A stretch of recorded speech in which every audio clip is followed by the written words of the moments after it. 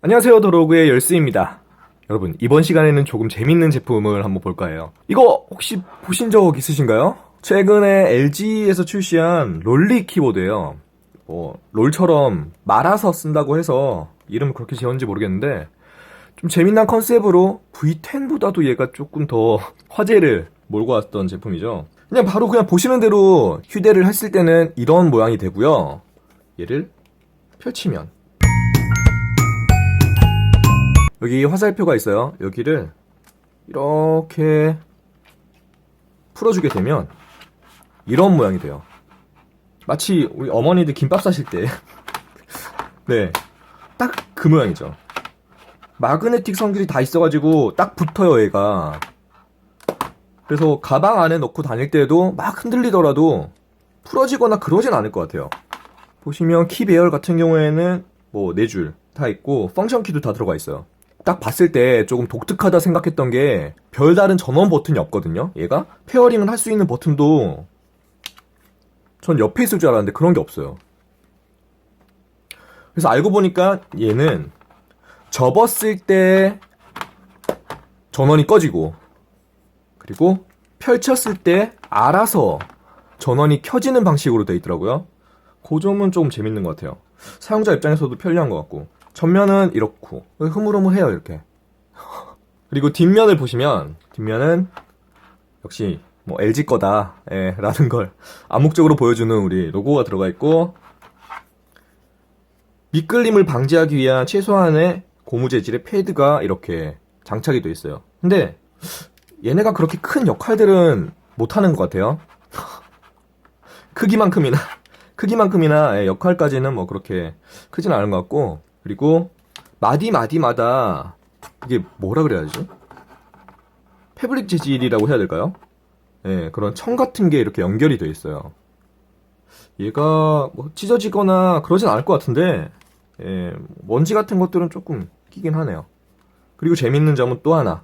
위쪽을 싹 보면 여기 가운데에는 AA 사이즈의 배터리가 들어가는 자리가 있고 양 옆으로는 이렇게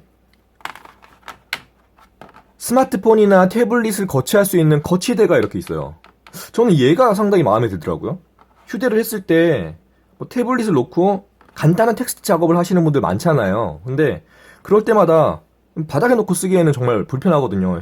그렇기 때문에 거치대가 필요한데 뭐 거치대를 또 굳이 가지고 다닐 필요가 없게끔 얘는 이렇게 들어가 있어요.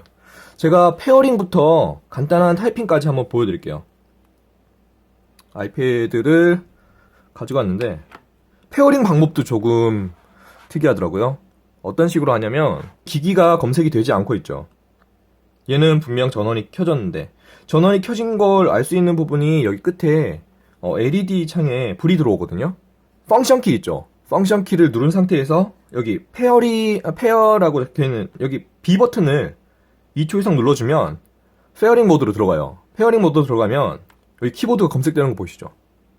보이시나요? 얘가 디바이스 2개까지는 멀티로 페어링을 할 수 있어요. 그 점도 조금 괜찮은 것 같아요. 여기 핸드폰 하나 세워놓고. 근데 지금 연결이 완료가 됐고 몇몇 기기에서는 아마 인증 번호를 입력하라고 할 거예요. 그럴 때는 그냥 번호를 입력해주면 되는데 여기서 좀 주의해야 될 점이라고 해야 될까요? 롤리 키보드에서 그냥 버튼을 바로 누르면 얘가 버튼이 인식이 안 돼요. 왜냐하면 여기 펑션 키가 약간 파란색으로 나와 있죠. 파란색으로 나와 있는 버튼들은 전부 다 펑션 키를 누르고 버튼을 눌러줘야지 해당 키들이 입력이 돼요. 그러니까 뭐 지금 홈 버튼을 그냥 누른다고 해서 바로 홈으로 나갈 수 있는 게 아니라 펑션 키를 누르고 홈을 눌러야지 홈으로 바로 이동되는 거 보이시죠? 이런 식으로 파란색으로 돼 있는 놈들은 다 펑션 키가 필요하다는 거 확인하시기 바랄게요. 그리고 나름 키 배열은 일반 키보드하고 다 똑같은데 대신에 방향키가 조금 독특하게 돼 있어요. 그쵸? 시프트 키를 조금 희생하면서 방향키의 자리를 좀 내줬는데 이 부분이 조금 불편하긴 해요. 써보면. 자, 바로 그냥 타이핑 하나 해볼게요.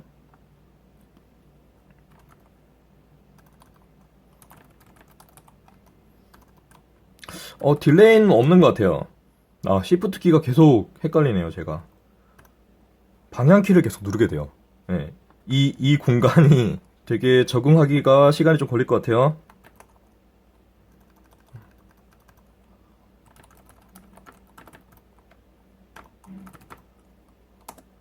근데 태블릿을 올려놓으니까 생각보다 밀리는 거는 크게 준 것 같아요. 처음보다. 처음에 그냥 키보드만 했을 때 단순히 이렇게 타이핑을 하는 모션만 취해도 위아래로 되게 흔들렸는데, 밀렸는데, 태블릿을 올려놓으니까 그나마 좀 안정적인 상태가 됐네요. 뭐 이렇게 쭉 써보면 키감도 그렇게 나쁘진 않아요. 휴대성 치고는. 약간 쫀득한 맛이라고 해야 되나? 예, 그런 게 살아있고요. 그리고 뭐 전체 선택 한번 해볼까요? 커맨드 A를 하니까 바로 먹히네. A, 그리고 X를 누르면, 붙여넣기. 또 바로 되네요. 이건 편리하다. X, V, 나쁘지 않은 것 같아요. 저는 있으면 쓸 것 같은데, 그 롤리 키보드 금액대 혹시 아세요? 얘가 그렇게 저렴이가 아니더라고요.